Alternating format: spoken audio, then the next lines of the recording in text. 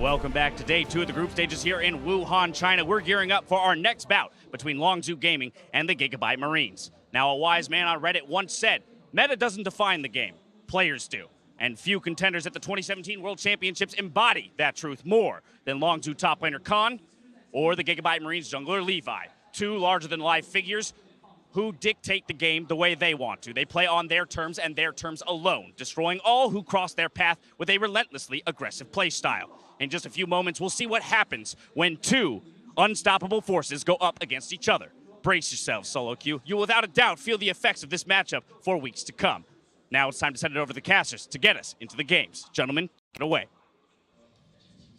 Hello, I am Clayton Captain Flowers Reigns, joined by Chris Papa Smithy Smith and Martin DeFicio Lunga for the first time here on the World's 2017 group stage. Gentlemen, I am excited. Welcome to the caster desk. Thank you very much, my friend. I am excited to be here. It is going to be a wonderful series of games, and we are counting down towards the fight between the LCK and GPL champions, Longzhu and GIGABYTE Marines, who are getting ready for their second game of the group stage. Let's go ahead and check out the starting lineups. First and foremost, on the blue side, it's Longzhu, with Khan in the top lane, Cuzz in the jungle, BDD mid, Prey on AD carry, Gorilla supporting, and Coach Jungsu Kim. Of course, fighting from the red side. In this game, it is the GIGABYTE Marines, and I can't wait to see what they're going to show. Top lane, we have Archie, jungle, we have Levi, mid is Optimus, AD carry is Noway, support is Nevan, and of course, Coach Tinekun. The man who is bringing up some interesting strategies and has even revealed certain things on his Facebook page, talking about how this might be the game where they bring out a strategy no one has ever seen before. And yesterday was a pretty good start with that, DeFicio, so we have no idea what to expect. Lane swap, that's probably the minimum. The maximum, that's the exciting part. And those strategies are why GIGABYTE Marines was able to prove that they will be a force to reckon with in Group B. They beat Fnatic in what was the shortest game on day 1. And it was, of course, a really smart lane swap strategy that came in to surprise Fnatic. And obviously, there are answers to lane swaps in the current meta. But if you're not used to playing against this kind of style, it is difficult. There's another thing happening as well. There was a Nocturne in the jungle. They went pretty crazy. And that's the thing. They always set up around Levi. That seems to be the consistent thing. Noway, at the end of the day, had a big performance on the Tristana as well. But the Levi focus strategy, getting him all the experience, a 5-minute 10. Level 6 for that Nocturne Paranoia. They know where their bread is buttered, and it's around Levi.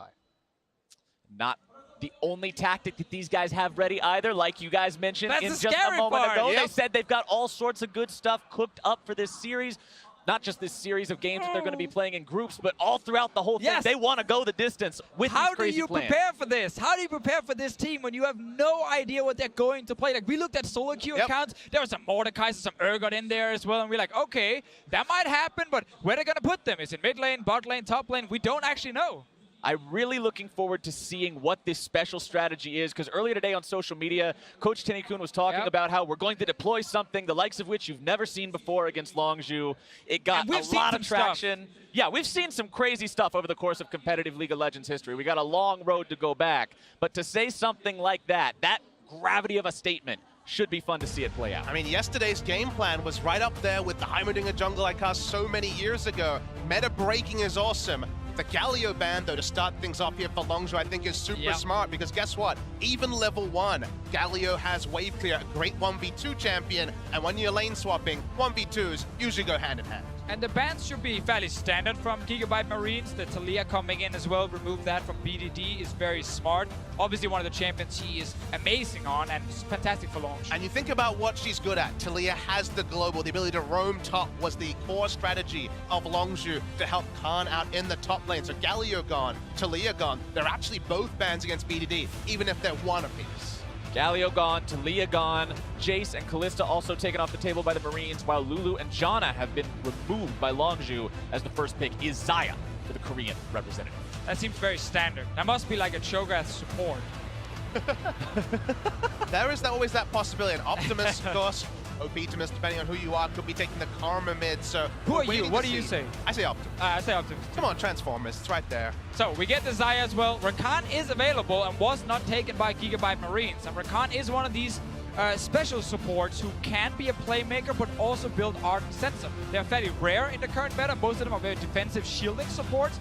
This guy can engage, and Gorilla wants to engage. And of course, Rakan will be a denial to the Xayah. Rakan, the most beloved bot lane in the world. Prey and Gorilla get the love as bot lane. Not necessarily a common pick for them in Korea. But of course, we know the power of Xayah. It was first pick Jarvan yesterday, first pick Xayah, and they get the Jarvan anyway. Definitely a solid first half of the draft for Longzhu so far here. GIGABYTE Marines going to round out their first half by picking up that Tristana that was almost able to find a pentakill yesterday. Slightly denied by his own teammate, but maybe he can do it again here today.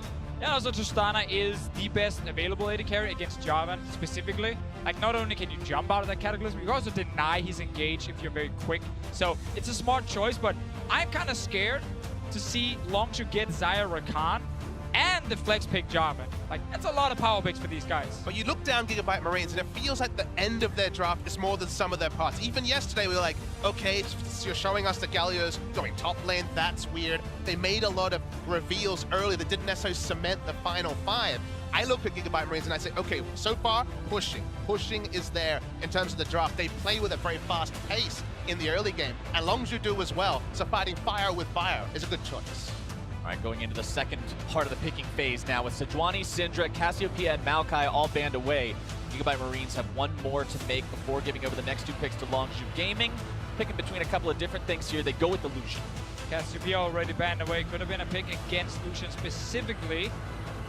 Famous last words, but maybe the strategy no one saw coming was straight up League of Legends, guys, because so far, it's dangerously meta on the red side. But we're still again waiting for the jungle pick for Levi, which is the big one. Lucian adds on to your pushing lanes part. You just said before here, like, normally he pushes every single mid lane early on at least, and especially with Talia already being banned away. I really wonder if we're going to get like a counter jungling pick from Levi that can just abuse these lanes. Throw a name out there, Deficio.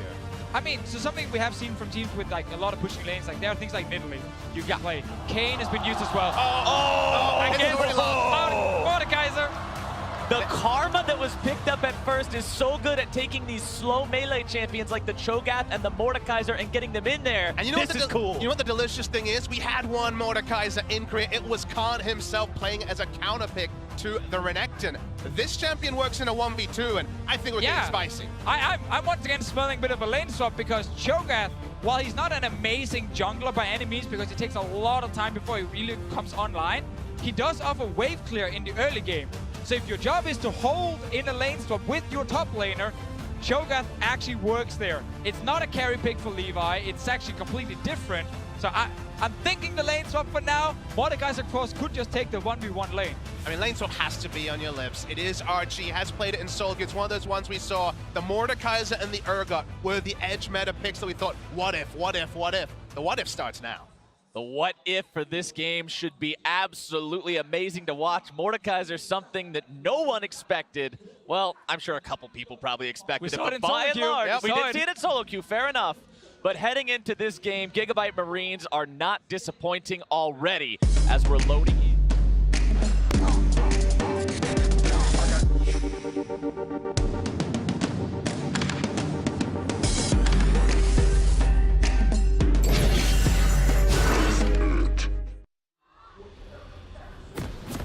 Teams take to the stage. Only moments remain before the barriers go down on the summoning platforms and everybody's out to see who will reign supreme between Longzhu, the current champions in Korea after winning the summer split, and the GIGABYTE Marines.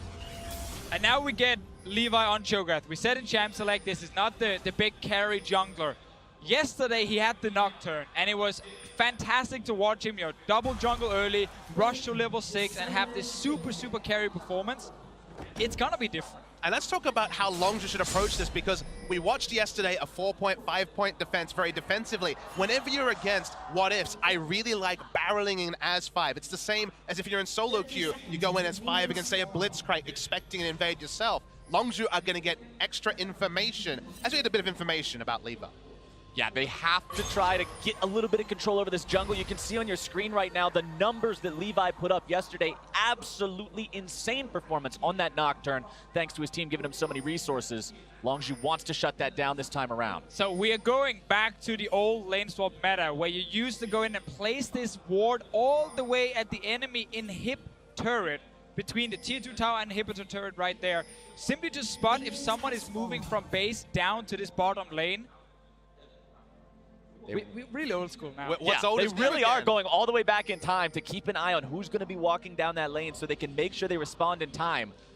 let's see, this looks like the same kind of start as before, where Levi and Archie will double jungle, but Longzhu looking like a team that wants to steal a blue buff. Longzhu looking like a team that watched GIGABYTE Marines game yesterday and knows these kind of tricks. Important point, there was vision on the blue buff as it was started. There's information to the side of the GIGABYTE Marines that this has been taken away. Yes, understanding the fundamentals of playing against a different strategy, cheese, innovation, whatever you want to call it, it's what Longzhu's been able to do day upon day. All right, look at this. Oh. So we got Noway in the mid lane with the Tristana. Optimus is going top lane with TP Lucian. And we have a duo jungling happening from the Karma and the Mordekaiser. And Levi are now invading the jungle on his own. And ladies and gentlemen, none of those two people you just mentioned have smite. Levi, the jungler, is invading, like you say, so they're trying to find experience wherever they want. For now, Jarvan, of course, going to be pushed out of lane. Looking at the blue buff, it is going to be smited away by Levi. So Archie is now sitting with 50% experience here. So not all the way to level 2 just yet, but he has support next to him. So these guys are now playing in the bottom lane together. And remember that Mordekaiser gets the bonus EXP even if he's in a duo lane. It's part of the champion's kit. And now it's going to be BDD jumped on Levi. Using the flash, not quite able to find the rupture. BDD gets himself away, but it's both summoner spells. Yeah, BDD staying towards the bottom side, meaning that there was no chance for Levi to instantly silence him. Meanwhile, Longzhu, they want to kill that bot lane. Going for a turret dive, both level 1, here we go! See if they can do it. Gorilla's able to find the knockup, the damage coming out. They grab the first blood onto Archie and make it 2. Longzhu. And that's the counterpoint. Remember, yesterday we saw the attempt at the dive, but it was botched. Longzhu do it clean. They draw all 5. They'll get the turret. There's no reinforcements pre-5 minutes, so even though Lucian gets some time, they cannot match the pace. And the most important thing here for Longzhu is the fact they build up this very big minion wave you see on the screen. And as soon as the wave is hitting the tower, they are instantly diving, stopping Archie from getting experience. Teleport comes in from Archie, but now he's found himself in a very rough situation. The turret is gone, Archie is alone, and the damage is there. Prey grabbing himself, kill number 2. And just teleporting back in has such a high element of risk. We've seen so many top laners in Korea, Huni most famously, camped, and they left the turret. They didn't DPS it as fast as possible. It looked so inviting for Archie to come there. He said, I have the flash, I'll be okay. He was far from okay. Trying to return the favor here. Khan sidestepping away from the rupture, keeping himself just fine for now. Khan's enjoying that old school lane swap top lane experience as well. Very little CS, having multiple people trying to bother him while he gets the very little that he has available. Not a great game for him, but a fantastic showing from Longzhu in the bottom so far. And the crazy thing is, this was more of a role swap than a lane swap, because there was technically 2 members with the Mordekaiser in the bottom lane, and that is technically a duo lane you can actually run. Sadly for GIGABYTE Marines, Longzhu understands that when there is a level 1 Mordekaiser who can't really get to the wave, you can just tower dive and kill him. And consider also that Jarvan went top, got enough experience for level 2, and that's when the teleport came in. He's level 2 Jarvan, not the level 1 Maokai with Sapling that we saw yesterday. Another crucial factor is we're now going to have a Mordekaiser who's probably going to be pretty slow to get the items going. One of Mordekaiser's big points is the ability to pick up the dragon, get the ghost of the dragon in there. They've already lost their bot lane turret, so Drake control is super difficult for GIGABYTE Marines to bring back. Falling behind like this early as the Marines, definitely not where they wanted to see themselves. This is a team that does experimental strategies. They go out of their way to come up with different ways to play the game, but those methods can quickly find you putting yourself in a hole if you fall behind. And every scientist knows that when you run those experiments, the first one's not always the one that's going to hit big. It did yesterday. The second one here seeming like a bit more of a mulligan. A 2,000 gold disadvantage. Pre-5 minutes, it might even get bigger here as well. Here's the chase. Gorilla definitely looking to build that lead right now. Cuzz coming around as well, takes a big swig out of the keg, throws down another one. Archie trying to keep himself alive a little bit longer. Why has is the BDD heal. here? BDD's showing up just to make sure he can grab some assist money or make it the kill. No, Cuzz looks like he might take it instead, but BDD with the kill. This laning phase is like done already, and we're only like 5 minutes into the game. We have Xayah in the mid lane now, Ryze in the bottom lane. Optimus, he's still trying to push this tower, but it's barely taking any damage. You know how we have games where we try to incorporate some information for the viewers at home for solo queue? No solo queue game has ever looked quite like this one. No. The laning phase, which can extend in solo queue, was completely absent here. We swapped around again and again. We have a 0-3 Mordekaiser. This has been a barn burn. And I gotta correct you there, Papa Smith, because I have had solo queue games with the Mordekaiser dying like 3-4 times in the early game, so I've seen some of this before. Also ended up in a loss for the Mordekaiser, and Archie right now is not looking like a guy who's about to win the game. Optimus with a nice flash away from the knock-up from Gorilla, who tries to come top to help alleviate some of this pressure onto Khan. Knocking that summoner spell off of the Lucian may open up opportunities here in the future. For now, it's still a Longzhu game, 4-0 over the Marines, 2,500 gold up. I just don't know what GIGABYTE Marines has to do to get themselves back into the game at this point. It's looking pretty dire. Yeah, exactly. Like, when you have these very special, unique strategies, you rely a lot on the early game to go your way. That's kind of where you're surprising people, because once you get to late game, it's a standard game. That will not be different. The fact that GIGABYTE Marines have not managed to actually get ahead now and just fallen really far behind means that we're now playing on Longzhu's turn. And there were a lot of criticisms about Fnatic yesterday, saying, oh, they were surprised by the lane swap. Sure, they're set up around the lane swap, seemed a bit late, but they seem to know what to do. Dive bot lane, try to punish the two members there. The extra area we saw from Longzhu was them actually invading for those super deep wards, 2015, early 2016 style. That was kind of the capper. It gave them the extra information. They executed cleaner, and this could have been yesterday with Fnatic and GIGABYTE Marines, but just ends up being Longzhu doing it better here and reaping the rewards. You've got to respect Longzhu for doing their homework on this one too, saying, hey, look, GIGABYTE Marines, they like to play this really weird lane swap throwback.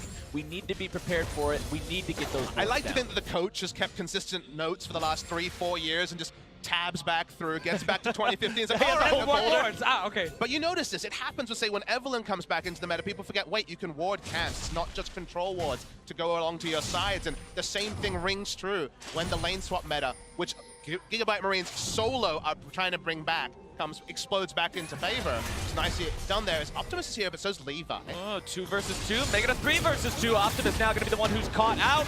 Ignited, might be brought down here. Knockup going to be dodged away from, but Khan still got the dunk, grabbing himself the kill. Levi just going to have to back away. Cuzz was there for the reinforcement. 5-0. Now the kill score. Things looking rough, Divicio. Yeah, we definitely see Longzhu with great decision-making here. Very quick on these calls, knowing exactly how to punish. And obviously some mechanical plays going in their favor. Right there, Optimus needs to be able to dodge the knock-up from the Jarvan if he wants to actually try and take this fight. Sadly for him, didn't happen, and that is one of the reasons he went down. Meanwhile, in the bottom lane, the Mordekaiser is farming.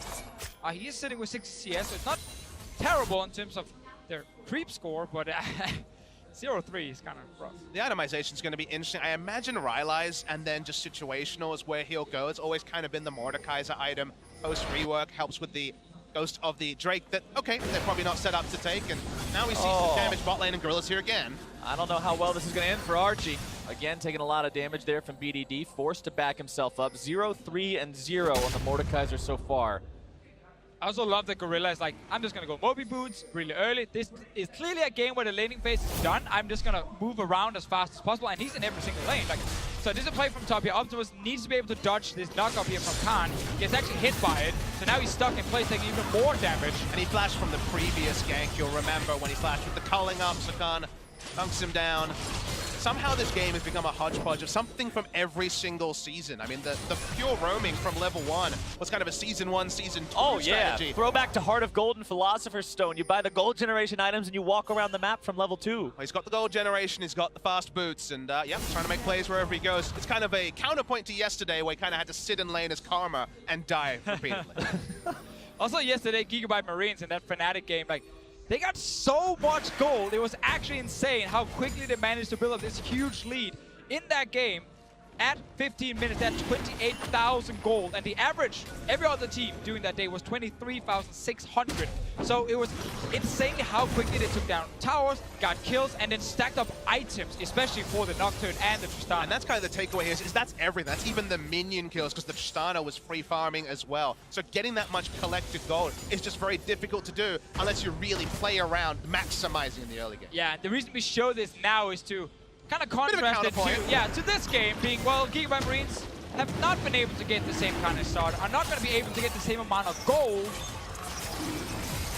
And just look at the pace of the game right now. This isn't that high-powered, high-octane, super hectic type of style that GIGABYTE Marines likes to just thrive in. This has been slowed down now by Longzhu to the point where they're in control. GIGABYTE Marines doesn't feel as comfortable taking the driver's seat on this one, and it's just relaxed to a more comfortable pace. But remember that Longzhu, compared to their compatriots, are on the more aggressive side. They will not be giving up Rift Heralds for free if they can help them. Let's see what they can do about this one. Rift Herald already now been secured by the GIGABYTE Marines, but they've once again found their way onto Archie, who's going to be bursted down. Prey grabbing a killing spree on that one. Realm Warp comes in. No way. Yes way. Nope, not quite. Making me a liar already. Gets himself out. No way he was gonna die there. Staying safe. That was a bit on the nose position. I tried. Next time. All right.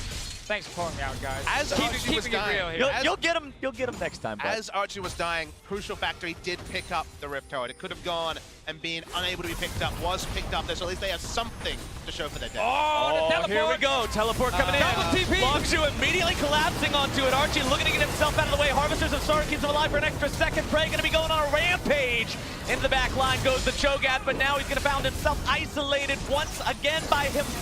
Lonesome and deleted by the power of Cuzz and the rest of Longzhu. The dunk comes in, the flashes are forced. Khan gets those summoner spells out as Longzhu takes a 2-0. Yeah, GIGABYTE Marines at the moment, 5k gold down, not picked up a kill, not picked up a tower. We're actually looking at a potential perfect game for Longzhu. Bit of fine text there. They did pick up a Rift Herald. That was something. Does that count, really? Yes, it does for me. I'm into true perfection. I get to the LCK biased. What can I say? But for now, at least, on screen, it is a perfect game. As we're going to see the replay, and they really like completing teleports, what I'm learning about the GIGABYTE Marines. When you TP flank as a 0-4 Mordekaiser and a Lucian, then you know you are trying really badly to force a team fight. Sadly for Archie, he just died instantly, as we've seen in this game a few times. Levi as well will go down. That is actually another thing to highlight about GIGABYTE Marines' comp in this game. They don't really have engage. So if you are trying to play fast and trying to get back in the game by forcing big, skirmishes, you kind of need more engagement in your comp. So it's going to be so difficult to really do anything. And Longzhu is looking to close out the game as fast as possible. You mentioned Archie going in and just immediately dying. He's 0-5-0 on the Mordekaiser now, and we mentioned earlier how Khan was getting the short end of the stick in the lane swap situation, but if you compare these two top laners in this game, Khan's got 30 more CS, he's 1-0-3, he's got his tabbies and he's got his Tiamat, while Archie has a completed pair of Mercury Treads and a garage sale of tier 1 starter items.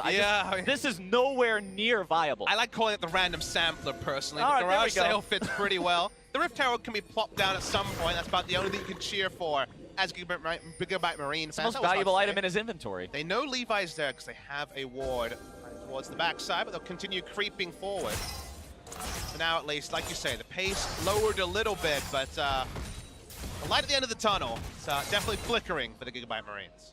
Longzhu so in control of this game. You can see them moving up into enemy territory, setting down the wards so they can make the picks like this. Cuzz, a killing spree for himself now.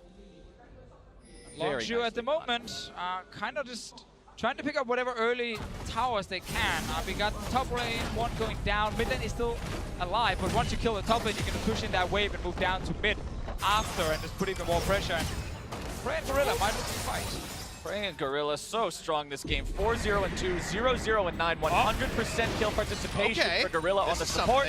As Archie pops the Rift Herald in the bottom lane, looking to get something out of this. Khan will show up, seeing if maybe he can do something about this, while Prey fights for the Raptors up in his own side of the jungle. Gorilla being forced to use the flash as well. And I want to update real quick, because we mentioned earlier, last time we saw the GIGABYTE Marines, day number 1 yesterday, 15 minutes into the game, they had 28,000 gold. Today, they have 20,000. That's 8,000 less than day 1, 3,000 less than the average. It's Longzhu sitting above the average today with almost 28,000 here at 15 minutes. Ton of gold on every single member here. And ready to take whatever fight they want, because every single champion on their side is just stronger. And there's no completed items really to speak of. The GIGABYTE Marines, I guess a Cinder Hulk is really all you're talking about. Does that really count? You're going to have to start looking and being half-truths and trying to make things look good for GIGABYTE Marines, because Cunningham's been through a bit of a horror movie here for them. Haven't lost all their structures yet, but haven't claimed any of their own. It's a good positive, you know. Haven't lost the tower yet. I'm reaching to Vicio. All right, Prey in the mid lane, continuing to apply the pressure. And as these item leads that we're mentioning start to become more and more prevalent, as you can see the Rod of Ages and the Essence Reaver completed on the carries of Longzhu Gaming, as those advantages are built, Longzhu is going to get more aggressive, like you talked about, Papa Smithy. This team will eventually say it's time to pull the trigger, and when that time comes, GIGABYTE Marines will be in trouble. Absolutely, and coming back to what Deficio was saying, okay, they don't have engage, so what does GIGABYTE Marines comp do? They're really good if they get that Drake, if they set up for a siege with a dragon with double AD carry, Karma poke, and movement speed, Cho'Gath to poke around, that works, but okay, you need gold to do that. They certainly don't have that. The other problem is you need the vision as well, Deficio. You need to be able to ward your side. Right now, they have lit up, Longzhu I'm speaking about, the red side jungle, and there's just no way to set up for any sort of siege on the side of GIGABYTE Marines. Exactly, because before you can even get the vision, you got to be able to push out your lanes. And then Gorilla could be there with a stun. Be there. Anyone can honestly be there from Longzhu's side. They have so much engage with their team here and so much damage at this point in the game. So every single step you need to take before you can actually secure this objective for the Mordekaiser is unavailable for GIGABYTE Marines in this game. They can't even push the lanes out. And talking about Gorilla and what Gorilla has done this game, an interesting point that I've noticed, and it goes back to a bit of what you were talking about in Champion Select Deficio, the Ardent Sensor possibility on Rakan. And we know that Karma's a champion that uses the item as well, but just because this game has been so unorthodox and everything has been so upside down, neither one of these champions have found it appropriate to rush that item. I love that observation because the laning phase ended pre-5 minutes, you're going to pick up the Moby Boots and be able to roam and get the kills. It's 100% kill participation, Secret Agent Gorilla at 009, but the value of a Sightstone when the laning phase is over super early is actually really, really high because you don't have the minions giving you all the information. There was actually a lot of incomplete information, and Sightstone trumps the Ardent Sense. 9-0. Longzhu Gaming with an 8,000 gold lead, 18 minutes into the game. Levi seeing if he can grab a Rupture onto the bottom lane of Longzhu, but they've both got quick enough feet to just walk right out of the way of that one.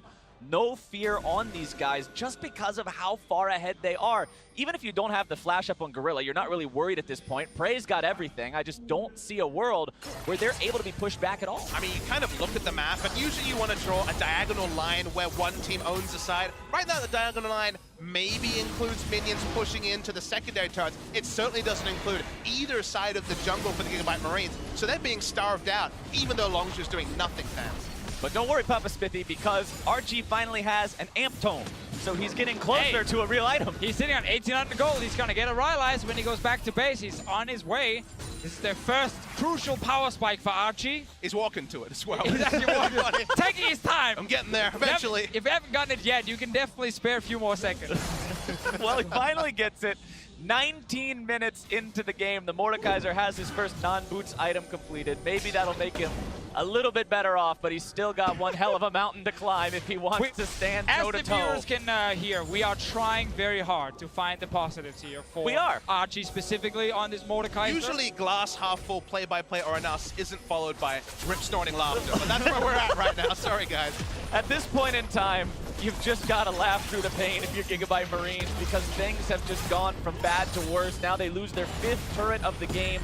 They're down 10,000 gold, and Baron will be live in 25 seconds. And this, of course, is what will happen if you are like a boom or bust team who's trying to have these new strategies that no one else is using.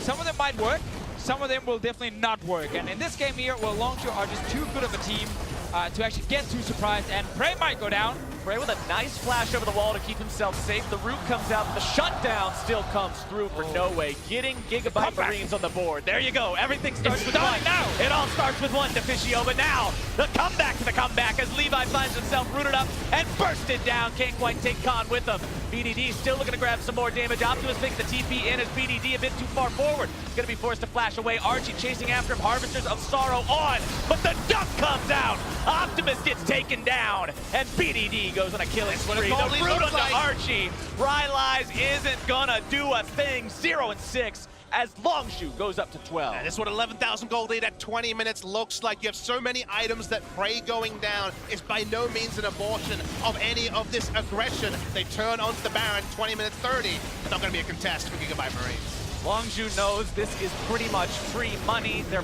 doing pretty much nothing to secure the back end of the pit because they know that they don't have to worry about it. The whole jungle is warded. They've done the proper steps to prepare.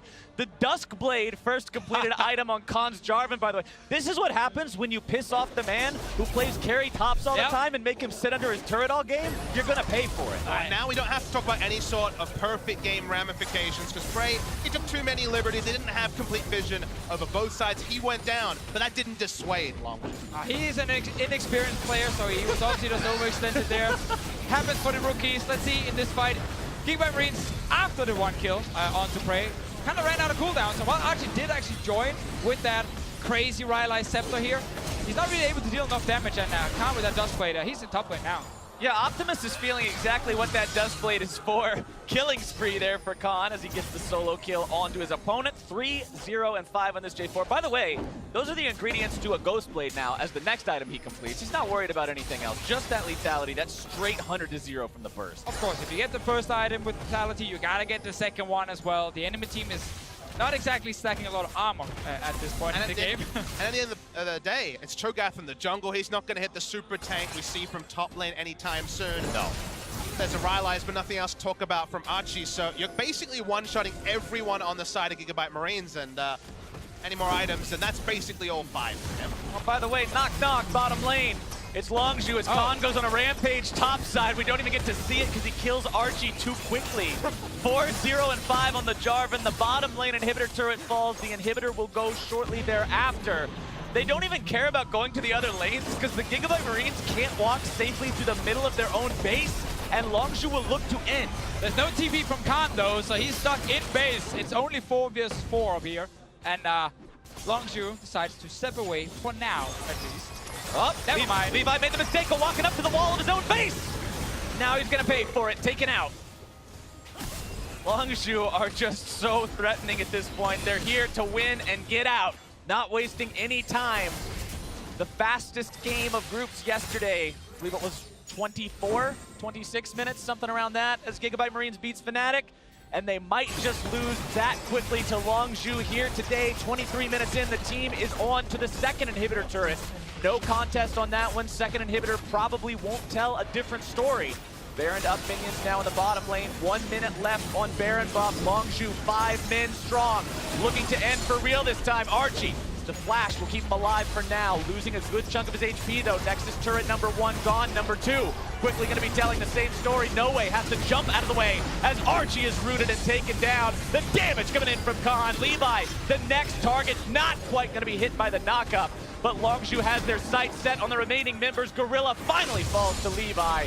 Optimus tries to escape back into his own fountain as Longzhu pad the stats, take down the Nexus, and defeat the GIGABYTE Marines. Fastest game of Worlds, and when you go big or go home, as the GIGABYTE Marines are so wont to do, this can be the reality. They come crashing down back to earth. They beat Fnatic. They felt so good about that yesterday. But after that, here we see that unfortunately, the other side of the coin is that Longzhu were able to scat out the level 1, and from there, it was only going one way. Also gotta say, this was a draft from GIGABYTE Marines with a lot less punch in it.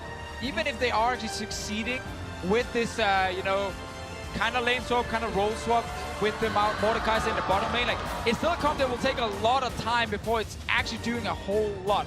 Yesterday with the Fnatic game, we had a draft from GIGABYTE Marines where there was a lot of power instantly. As soon as you hit level 6 from that Nocturne, which happened so early, and they could start really making plays. Not the same with this draft here. Longzhu obviously responds perfectly in the early game and just shuts it down completely. And you think about it, it was a siege comp versus an engage comp. So even if they hit their power spikes, got a couple of Drakes set up, there was still comeback mechanics there on the side of Longzhu. So there was never really going to be the same inevitability. Whereas yesterday, the Tristana got going and you thought, okay, this is going to be the end of the game for the side of the GIGABYTE Marines. So it was an entertaining one, but it felt like 10 minutes in, we were kind of watching the clock. Plus, Levi on something that's not that big playmaker, that big carry, early game like the Nocturne was. Seeing him just sort of jump around on a Cho'Gath and like stomp around. Can you do that one more time? Jump around? Yeah, you got you just stomp around like that, but not really what you expect to see from him. But Longzhu took the lead in Group B with that win. Here's Dash and the analyst to break down exactly how it happened. Thank you very much, Captain Flowers. I want a Captain Flowers Cho'Gath skin now. Just gonna throw that one out there. But Longzhu with the fastest game of group stages so far, 24-12 total game time here over the GIGABYTE Marines. But at the end of the day, hey, look, the GIGABYTE Marines, they delivered on their promise that they're gonna keep bringing out new strategies, new picks, and throw curveballs at other teams. But Longzhu, not one to be thrown by any of those curveballs. They go ahead and shut them down. Yeah, and I thought that Longzhu was very well prepared for this, right? They knew exactly what to do against a lane swap. They invaded early. They got control of the bot side.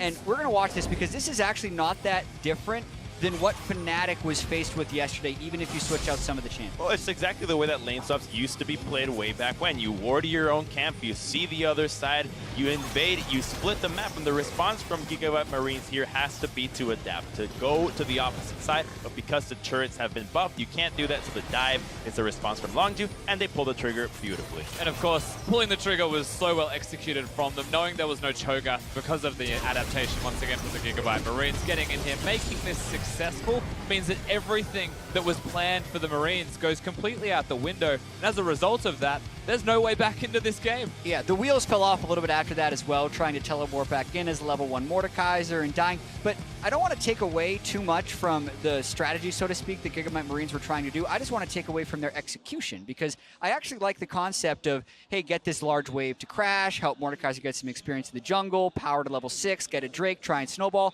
And there's no way they're pulling this out without practice. They beat a Worlds team in a scrim for this. I'm almost willing to say, because there's no way they pull it out without practice. It just wasn't going to work against Longzhu. I want to take a moment here, turn to you, Rusty. Can you help identify what the exact game plan for GIGABYTE Marines is? Can you put it succinctly for us? Yeah, so to put it simply, the GIGABYTE Marines love experience. Everything that they do on Summoner's Rift is about maximizing and optimizing what they'll do with experience. Mordekaiser has a passive that shares experience nicely between two people, making sure that everybody gets the full amount. So if they can double jungle, they can go to a lane together, whoever it was, in this case Karma, they'll all get full experience. So they actually get ahead of the curve in that respect, and unfortunately it didn't work this time, but I like the idea of trying to get ahead in experience, get level 6, and then as you mentioned, Crumbs, have a Mordekaiser and a Cho'Gath run around, put the clone on them, and then nom that person. What I didn't like, however, is how similar this was to the game plan against Fnatic. You do the exact same thing, a double jungle, it's a different champion, sure, you go bot side, and Longzhu didn't have to look very far to figure out what GIGABYTE Marines were going to do for this one, and it was just a matter of, hey, do the exact same thing Fnatic did, but a little bit better. Yeah, and we're going to talk a fair bit about this because it was somewhat decided on the first 4 minutes of the game, Absolutely. right? The strategy, so to speak, that the Marines play is mostly the first 7 minutes, and then they just play normal League of Legends, whether or not they have a giant gold lead or not. That's how the Triss got fed against Fnatic. So in this instance, right, the Mordekaiser Karma wave clear isn't the same as the Nocturne Galio wave clear that they had yesterday. So it was, as you said, like just a nerfed version of what they did yesterday against Fnatic. But it as well, it shows very much that Longzhu did do their homework. Yes, they did have the example from yesterday's game, but it requires them to recall back to the lane swap days, to re-practice that, that method of play style in order to come up against it. Pray Gorilla. Oh, well, so let's talk about Gorilla in this game, because I do feel like the way the game broke down, it was a dream game for a playmaking support. The early Moby boots, we saw, even though he was still only level 3, level 4, while they were level 7s and 8s on the map, he was still happy to be charging from lane to lane to lane and making big plays. Rakan's dream right there. Not just Gorilla, but Rakan getting boots of mobility, helping everybody exactly, puts flowers in everyone's ears as he kills them all on the other side as well. He was having a great time. But this just excites me, again, still for the group. Not necessarily because of, oh, hey, I think that GIGABYTE Marines can unseat Longzhu. I think that Longzhu, in a sense, cemented themselves as the top dog in this group, and the one that everyone has to aspirationally look at to beat. But it makes those other three, that trinity at the bottom, is going to be a very fun trinity to watch. It's still going to be extremely close. We know that Longzhu, and even if you draw parallels to SKT when they played against the Marines at MSI, those were the games that weren't even close. They were over in 7 minutes. So still super excited to watch the Marines play Immortals in our, basically, that's going to be on Sunday. They're changing the landscape of competitive League of Legends, win or lose. We've got more Worlds action coming your way as Cloud9 hope to pick up their first win at Worlds versus AHQ. Don't touch that browser. 어떻습니까? 나쁘지 They want to kill that bot lane. Going for a turret dive, close level 1, here we go! See if they can do it. Gorilla's able to find the knockup, the damage coming out. They grab the first blood onto Archie and make it 2. Longzhu Longzhu. Teleport comes in from Archie, but now he's found himself in a very rough situation. The turret is gone, Archie is alone, and the damage is there.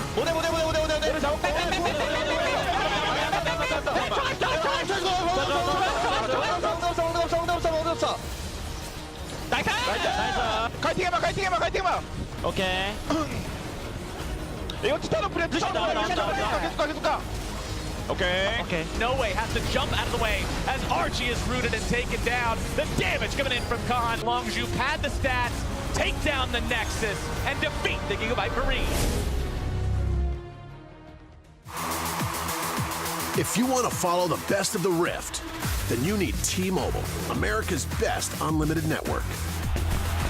We doubled our coverage so you can stream Worlds in more places than ever before. With T-Mobile, don't miss a moment from the first battle, all the way to the lifting of the Summoner's Cup. Another reason why T-Mobile is America's best unlimited network.